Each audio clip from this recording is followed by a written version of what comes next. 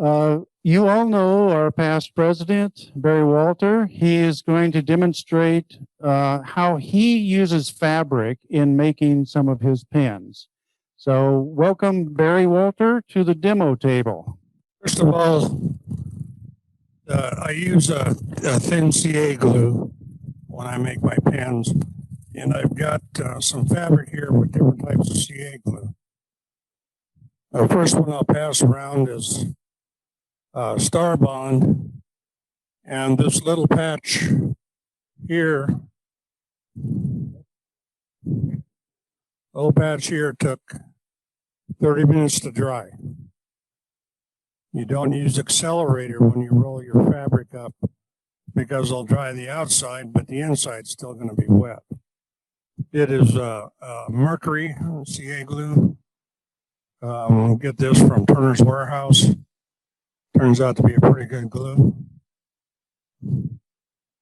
And the one that I'm using for this demo is Tight Bond CA.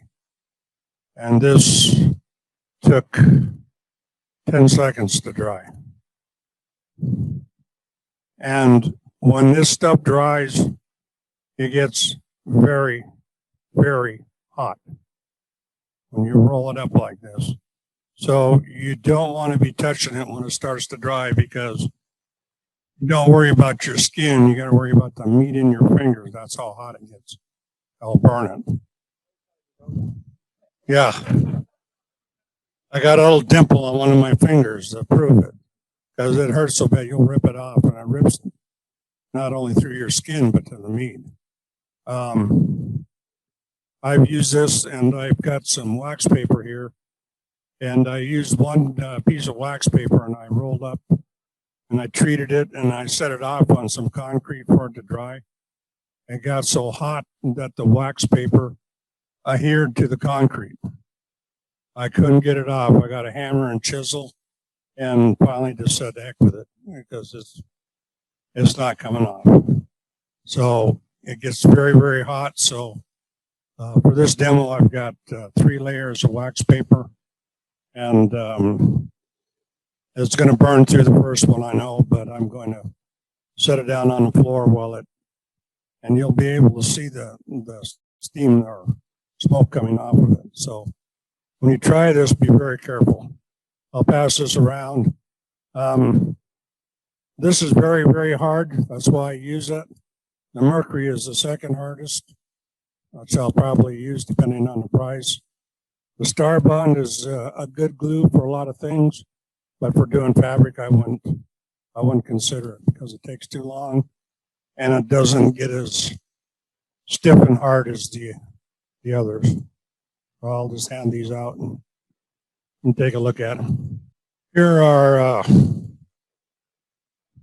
a couple of pins that I did with fabric, and I've left a little piece of fabric on this one. And I started doing some of these for a lady that does quilts on our block. And these are mechanical pencils. Turn them, the lead comes out. And she was finishing her quilts. I almost said kilts there, but I was making these mechanical pencils for her, and she was giving these to her customer along with her finished quilt. So I'll pass these around. You can look at them also. Blowhard, okay. Oh, yeah.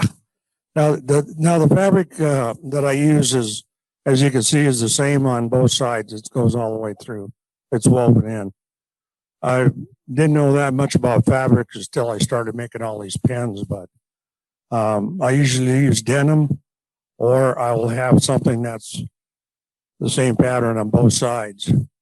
They have what they call, I was told it's called a painted fabric, where you have a design just on one side and not the other.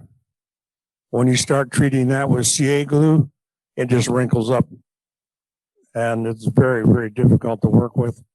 And when you turn it, you turn through it, well, you've lost your, you lost your pattern or whatever look, and it looks terrible. So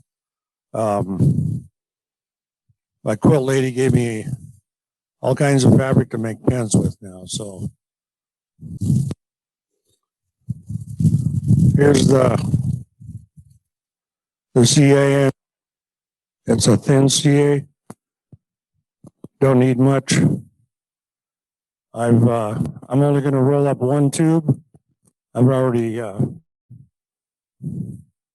got a couple of rolled up here, and I'll do a quick turning on them. And you put your fabric on the lathe after you've got it rolled up on your pen tube. Make sure that the flap is facing up, because if your tool hits in this area, you may peel part of it. Now, one of the things I do is I'll roll it up a couple of times and kind of get it trained to roll up. The other thing I'll do is I'll send my largest bushing down beside it, so that when I roll it up, I know how much I have to go. And you can see that I've rolled it up, and this is the line that I've put on here where I have to go at least this far to get it to the size I want. And I'll give like one roll on here, and I'll start by saturating it and rolling it, and I got to keep it saturated. I don't want it to start drying early. Make sure you get the ends of it also, because you got to run a barrel trimmer. And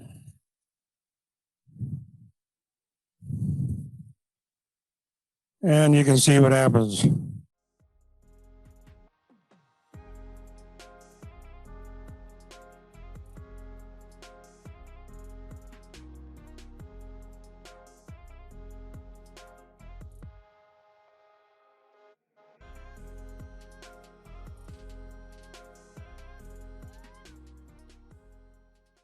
It's not too bad. It's just going through the one. So actually, it went through two of them, and you can see it's stuck. So it gets very, very hot. Don was kind enough to bring in a fan, and you don't want to be breathing the fumes. So this is a well ventilated spot. Normally, if I'm doing it inside, I have a little fan. I don't have a blow in the fumes that way. I set it in front of me, and it draws the fumes away from me. So, but that's how you roll it up. Next thing, make sure it's dry. And like, doesn't take long to type on to dry. So it's dry now, and it's melted through the wax paper, which wasn't too bad. And a little bit on the glove also. So once you get it there and trim it off, cut this excess off, and then you're ready to turn it.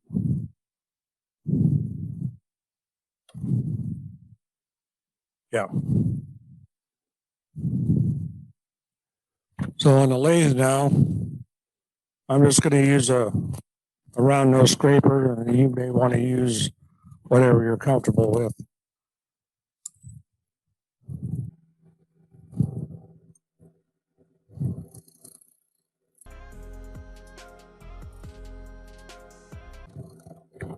Got to get that little flap off there.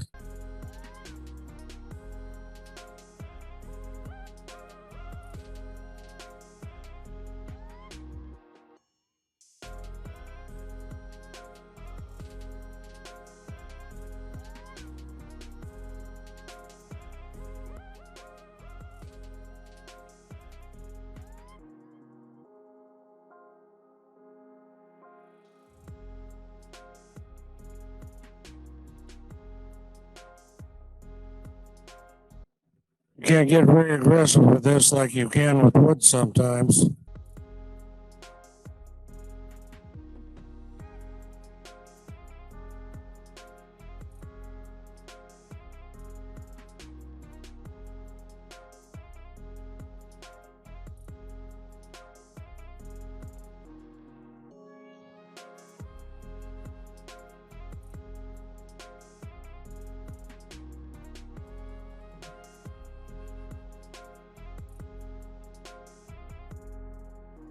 I normally turn my pens as fast as my lathe will go, usually about 2,800 RPMs on my pens.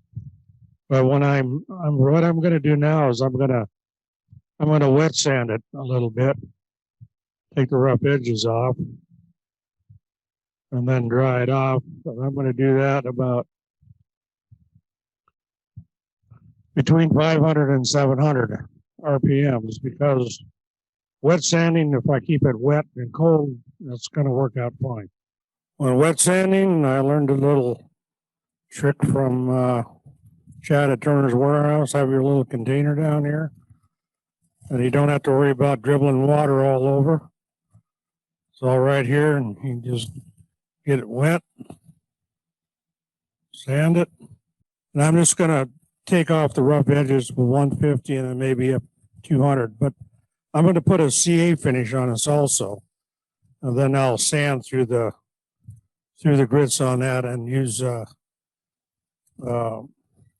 quit using the mica and started using Zona paper on acrylic, and that Zona paper, it's makes a world of difference when you're sanding acrylic on your acrylic pens. I mean, it's just unbelievable as far as I'm concerned.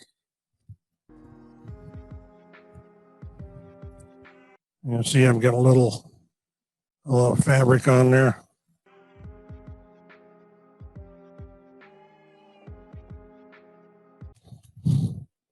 And I just wipe it.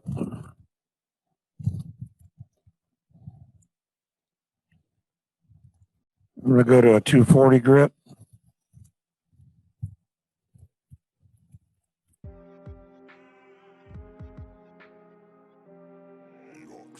I've turned it down to about 200 right now. And what I'm going to do now is I'm going to add some CA. It's the stick fast.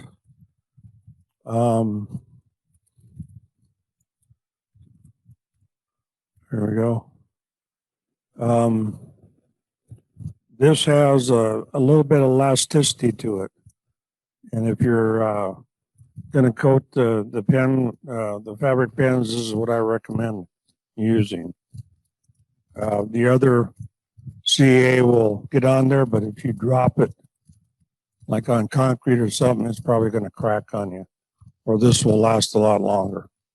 It's a little flexible. Now when I put this on,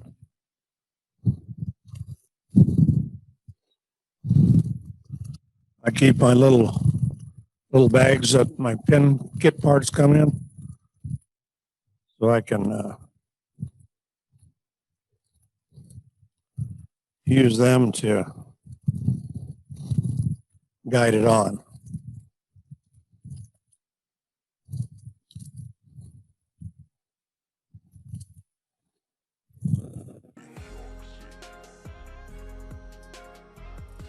And I'll put a couple coats of the medium on. What I do is I have some accelerant, and when I use this type of accelerant, I don't get close and spray it, because if I do, what will happen with this accelerant is it will bubble up on me. The CA will. I've got some tight bond accelerant. I put that on there. It works fine. I can go close, but it leaves a residue. And as soon as I start putting the next coat on, it starts drying almost immediately. I like to let it run for a little bit to kind of smooth out on its own. I'll give it another coat. I usually give it at least 3 coats of it.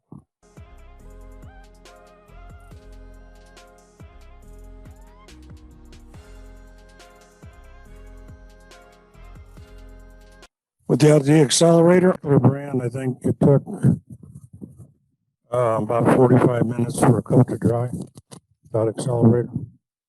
So I use a couple of thin coats. I make sure it's dry again. I'm going to increase the speed back up. And start at 150 again. And just to get it smooth, this is just some cloth back sandpaper. This happens to be from some I got from Woodcraft. They're a store brand. As long as it's cloth back, you wet sand.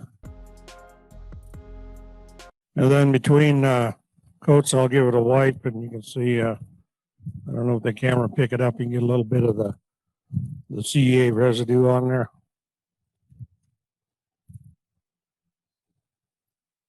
And then 240. And when you're sanding at about 600 to 500, it doesn't take long to smooth it out. As long as you keep your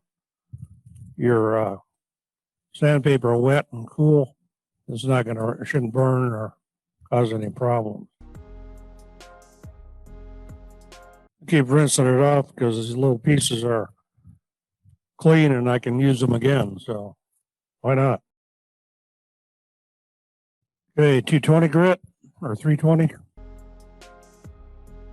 And notice the CA's turn like in a white film.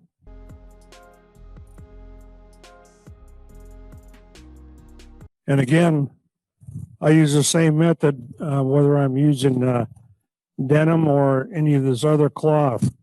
It is the other cloth, some of the cloths behave differently. So denim usually dries a lot faster than these other cloths do, because the other cloths, it soaks through faster and you get it out to the side. But again, it'll still get hot and you don't want to be touching it when it starts drying. You see how hot it is, and I don't know, Gary passed that blank around, you see the wax paper stuck to it.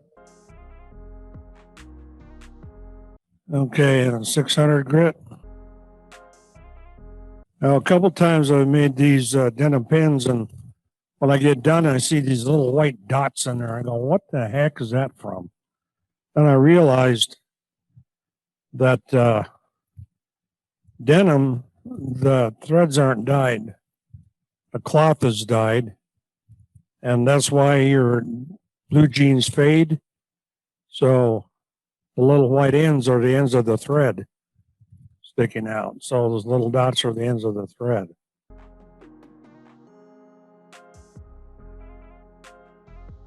Now I'm starting with a Zona cloth, and this is the highest grit on it. I'm using bushings. This is if you buy this kit from Turner's Warehouse, they call it a streamline. Was it Woodturners Warehouse? They call it Roadster, and I think Penn State calls the same kit a trimline. Depends on who you buy it from. They change the names on it, but the same kit uses the same bushings. So, and I'm rinsing this off, and you can see that, yeah, it's getting some of the stuff off. But I'll use this maybe on 5 pens before I throw this away, because it's still good. Clean it off, throw it in there, let it dry. Again, I'll wipe it off. Got a little bit more residue. Now, Zona paper, I go through the steps. If you buy it, they have a little chart on their paper, and I'm just going from the highest grit on down to the lowest. And they go by microns on theirs. So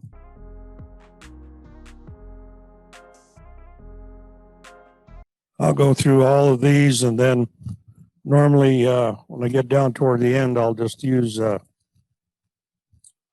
little bit of Novus polish on it. Just seems to add a little bit to the sheen, but as I get down on here, you'll see the shine start coming up. And if you use these little tubs like this for your water, you don't have to worry about it getting all over your bed of your lathe either. It's real handy. You don't have to sit there and grip over it or anything. Starting to shine up, and you don't see much of a residue on it anymore, or it's turning kind of white. Now this is the last one. This is like, I think this is 2 microns. Which I like for working with acrylic or plastic. Novus polish. This is number 2. I got 3, 2, and 1. 3 is for heavy scratches. 2 is for fine, and 1 is like a little spray, and that's more anti-static than anything else. Got a little bit here. And there we go.